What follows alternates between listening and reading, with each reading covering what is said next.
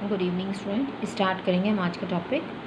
और आज का टॉपिक भी हमारा बायोमॉलिक्यूल्स से है। ये बायोमॉलिक्यूल्स का सेकेंड पार्ट है।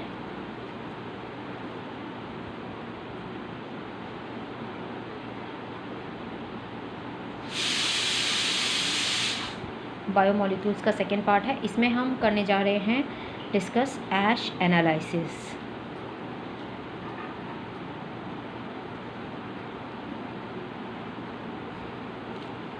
तो ऐश एनालिसिस क्या होती है? हमने फर्स्ट पार्ट में देखा था कि जितने भी ऑर्गेनिक कार्बन कंपाउंड्स हैं जिनको हमने क्या बोला था, biomolecules.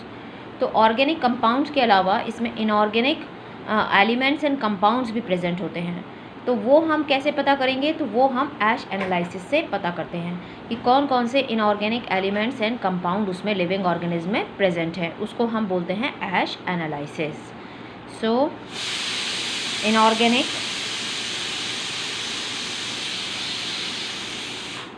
elements and compounds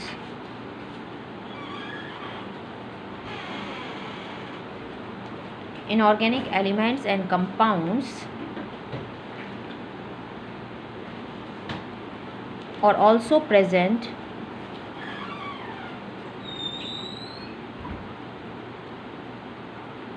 in the living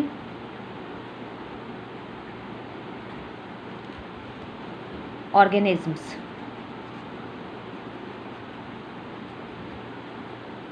In the living organism, which can be known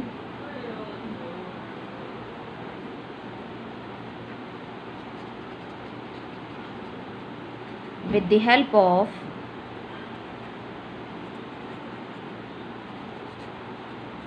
ash analysis.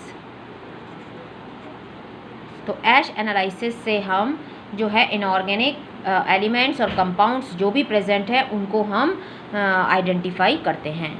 तो अब उसके लिए हम क्या करते हैं, स्मॉल अमाउंट में हम लिविंग टिश्यू ले लेते हैं। कोई भी लिविंग टिश्यू ले सकते हैं हम।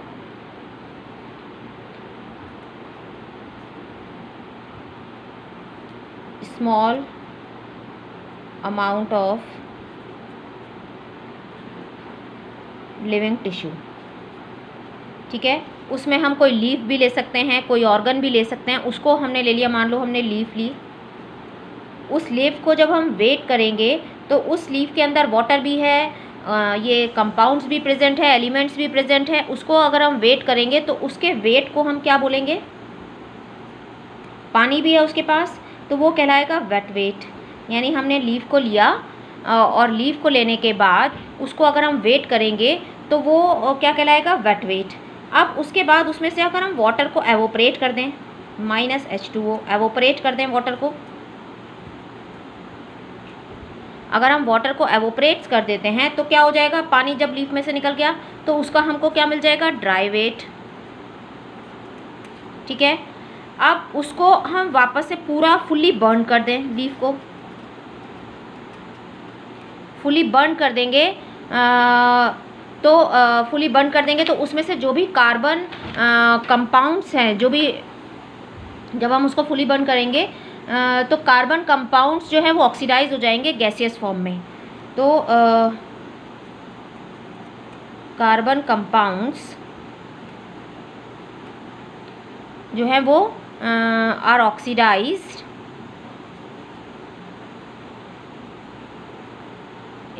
to gaseous form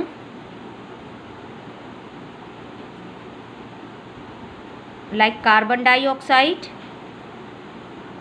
plus water vapor। तो कार्बन जो इसमें जो है कार्बन कंपाउंड्स है वो ऑक्सीडाइज हो जाएंगे, किसमें? कार्बन डाइऑक्साइड और वाटर वेपर में। और जो हमारे पास बच जाएगा, जो रिमेनिंग बच जाएगा, उसको हम क्या बोलेंगे? ऐश। और उस ऐश के अंदर हमारे को इनऑर्गेनिक एलिमेंट्स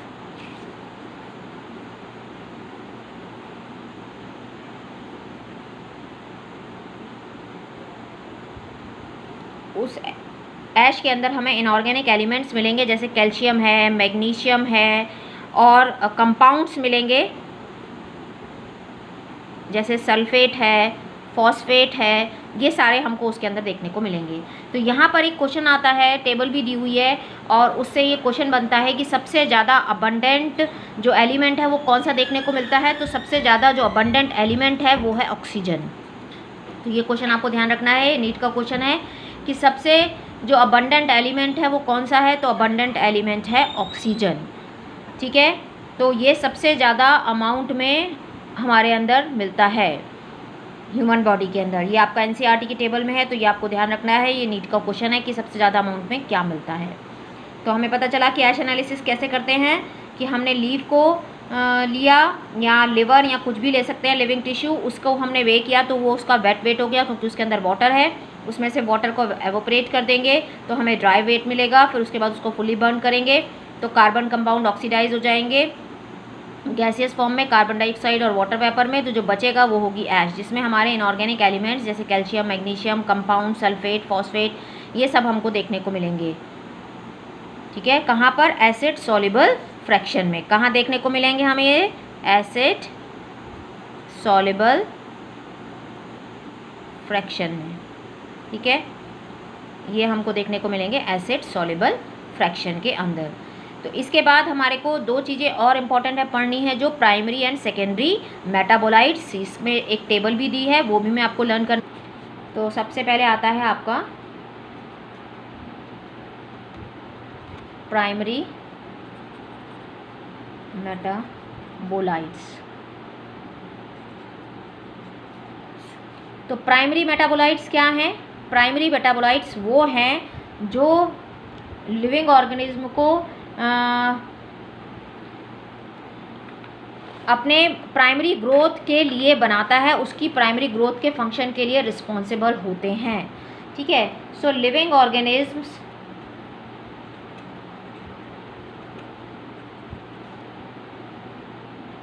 बहुत सारे प्रोड्यूस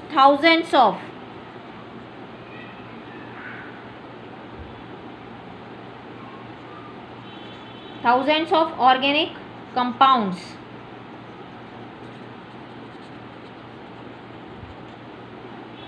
जिनको हम बोलते हैं biomolecules. Thousands of organic compound जिनको हम बायोमोलिक्यूल्स कहते हैं, जैसे अमीनो एसिड है, शुगर है, ठीक है, क्लोरोफिल है, हीम है, ग्लूकोज है। और ये सब क्यों चाहिए? उनके बेसिक प्राइमरी जो ये मेटाबोलाइट्स हैं वो किसके लिए चाहिए? उनकी बेसिक फंक्शन के लिए, यानी फोटोसिंथेसिस, रेस्पिरेशन। ठीक है, उसके बाद आपका प्रोटीन लिपिड मेटाबॉलिज्म, प्रोटीन के लिए, लिपिड मेटाबॉलिज्म के लिए, यानी ये वो सब्सटेंसेस हैं जिनके बिना प्लांट की ग्रोथ नहीं हो सकती, प्लांट के फंक्शंस परफॉर्म नहीं किए जा सकते। तो प्राइमरी मेटाबोलाइट्स जो हैं वो उनकी प्राइमरी ग्रोथ के लिए, उनके डेवलपमेंट के लिए, उनके फंक्शंस के लिए ज़रूरी होते हैं। अब आता है कि सेकेंडरी मेटाबोलाइट्स क्या हैं। फिर जो सेकेंडरी मेटाबोलाइट्स हैं ये प्लांट्स अपने डिफेंस के लिए बनाता है, अपनी प्रोटेक्शन के लिए बनाता है, इकोनॉमिकल और इकोलॉजिकल इम्पोर्टेंस के लिए बनाता है। कुछ ऐसे ऑर्गेनिक कंपाउंड्स हैं जिनका इनके ऊपर डायरेक्ट, इनकी ग्रोथ के ऊपर डायरेक्ट कोई रिलेशन नहीं होता, बट ये क्यों बना रहे हैं? बहुत सारे ऑर्गेनिक मैनी प्लांट्स, फंगी, है ना, ये सब क्या बना रहे हैं? Many plants, fungi, microbes synthesise number of organic compounds जिनका उनके ऊपर कोई बेसिक फंक्शन में कोई डायरेक्ट रोल नहीं है, ना ग्रोथ में है ना डेवलपमेंट में है, बट वो ज़रूरी हैं किसके लिए? किसके लिए ज़रूरी हैं? प्रोटेक्टिव होते हैं वो फंक्शन में। ये क्वेश्चन आया हुआ है नीट में, क्या किसके लिए ज़रूरी है? तो प्रोटेक्टिव होते हैं, यानी डिफेंस के लिए चाहिए। फिर इकोलॉजिकल इम्पोर्टेंस है उनकी, और इकोनॉमिकल इम्पोर्टेंस है।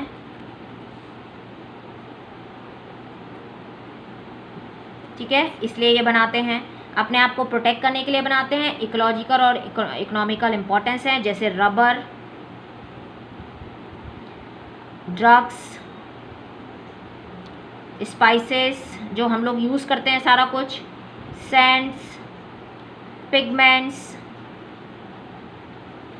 ठीक है, rubber, drugs, spices, Sands, pigments, ये सारा कुछ प्लांट जो बनाते हैं वो अपने प्रोटेक्शन के लिए और जो है डिफेंस के लिए और अपना इकोलॉजिकल और इकोनॉमिकल इम्पोर्टेंस के लिए बनाते हैं। ठीक है, अब यहाँ पर एक एनसीईआरटी में टेबल दी हुई है, उसको आप कैसे लर्न करेंगे। सेकेंडरी मेटाबोलाइट के लिए एक टेबल है, ठीक है, वो टेबल का भी मैं आपको थोड़ा सा आइडिया दे देती हूँ कि आप उसको कैसे लर्न कर सकते हैं सेकेंडरी मेटाबोलाइट के लिए। देखिए, क्योंकि उसके ऊपर भी अक्सर क्वेश्चन आता है, तो ये टेबल दी हुई है आपके एनसीईआरटी में। देखो बताती जाती हूँ मैं, इस पे इसके बीच में से यहाँ से क्वेश्चन आए हुए हैं, तो मैं आपको ये सेकेंडरी मेटाबोलाइट्स कौन कौन से उनके बारे में बता रही हूँ। देखो, एक दिया हुआ है सबसे पहले पिगमेंट्स, ठीक है, सबसे पहले है पिगमेंट्स, और इन पिगमेंट्स को तो आप इजीली याद कर लोगे क्योंकि इसमें क्या है, कैरोटीनॉइड्स, आप पढ़ते आ रहे हो कि कैरोटीनॉइड्स और एंथोसाइनिन ये पिगमेंट्स हैं, तो ये तो आप इजीली पहचान लोगे। ये सेकेंडरी मेटाबोलाइट्स हैं सारे, ये क्या हैं, सेकेंडरी मेटाबोलाइट्स। तो ये पूछा जाता है कि ये क्या चीज़ है, ऐसे करके एमसीक्यू दिया जाता है। तो ये तो आप आराम से कैरोटीन्स और एंथोसाइनिन आप आराम से पहचान लोगे, ऑरेंजिश रेड और ये पर्पलिश होता है, ये पिगमेंट है। इसके अलावा एल्केलॉइड्स, एल्केलॉइड्स में आता है आपका मॉर्फिन एंड कोडीन। तो इसको आप कैसे याद करोगे, इसको आप याद कर लो alka.com से, दिख रहा है alka.com। अल्का मतलब एल्कलॉइड, कॉम मतलब ये कोडिन और एम मतलब मॉर्फिन। तो इसको याद करने की ट्रिक है alka.com, ठीक है। नेक्स्ट आ गए हम टार्पेनॉइड्स। टार्पेनॉइड्स में देखो, टार्पिन सब में लास्ट में आ रहा है, देखो मोनो टार्पिन्स, ठीक है, टार्पिन्स आ रहा है तो टार्पेनॉइड्स, मोनोटार्पिन्स, डाईटार्पिन्स, ठीक है। तो ये तो आप इजीली पहचान लोगे, मोनोटार्पिन्स एंड डाईटार्पिन्स, तो जिसमें लास्ट में टार्पिन्स आ रहा है वो टार्पेनॉइड्स हो गए। फिर नेक्स्ट है एसेंशियल ऑयल।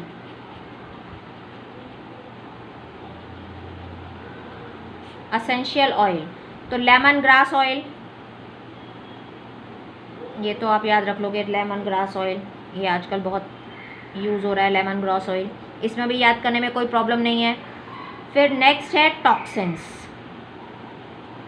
तो टॉक्सिन्स में आपको ध्यान रखना है abrin and ricin, abrin and ricin. तो इसको आप कैसे याद रखोगे, इसको आप रैट से याद कर लो, इसको आप याद करो रैट, राइसिन, एब्रिन, टॉक्सिन, ठीक है, रैट से इसको आप लर्न कर सकते हैं। फिर नेक्स्ट है लैक्टेंस, इसके ऊपर अभी लास्ट ईयर ही क्वेश्चन आया है, लैक्टेंस के ऊपर बहुत इंपॉर्टेंट है लैक्टेंस। लैक्टेन कॉन्का वैलिन, ये आपको याद रखना है भाई, कॉन्का ना वैलिन ए, इस पे लास्ट ईयर ही क्वेश्चन आया है, बहुत इंपॉर्टेंट है, वेरी वेरी इंपॉर्टेंट, कॉन्का ना वैलिन ए लैक्टेंस हैं, ठीक है। फिर नेक्स्ट आता है आपका ड्रग्स। तो ड्रग्स में है विनब्लास्टिन,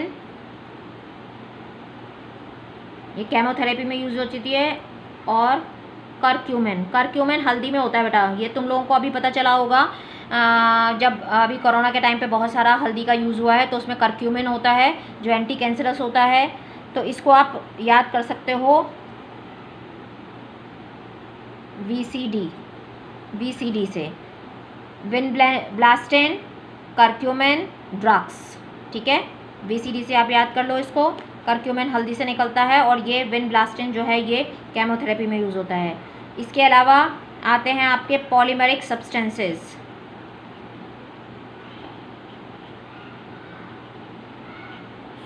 पॉलीमरिक सब्सटेंसेस में है वही रबर, गम, सेलुलोज, ठीक है। तो ये आपको याद करने के मैंने तरीके बता दिए हैं। ये बहुत इंपॉर्टेंट टेबल है, आपको ये याद करनी है। नेक्स्ट पार्ट में हम मेन जो मॉलिक्यूल्स के बारे में है पूरा उसको डिटेल में स्टडी करेंगे, ठीक है। Thank you, thanks for watching. Please like, subscribe and share.